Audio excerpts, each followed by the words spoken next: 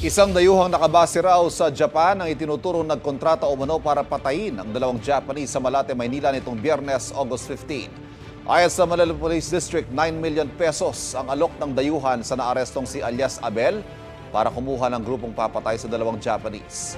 Pero sabi raw ni alias Abel sa pulisya, 10,000 pesos pa lang ang nakukuha nila. Dagdag ng pulisya, madalas bumisita ang dalawang Hapones sa mga kasino sa Pilipinas at si alias Abel ang nagsilbi nilang driver at tour guide. Sinampahan na ng 2 counts of murder si alias Abel at isa pang naarestong suspect. Sinisika pa silang makunan ng pahayag. Ayon kay Manila Mayor Isko Moreno, tinutugi sa isa pang suspect na tumangay sa gamit ng mga biktima. Nagpaabot ng pakikiramay ang Japanese Embassy sa pamilya ng mga biktima at sinabing nakikipagtulungan din sila sa investigasyon. Pinag-iingat ng embahada ang iba pa nilang mga kababayan na nasa Pilipinas.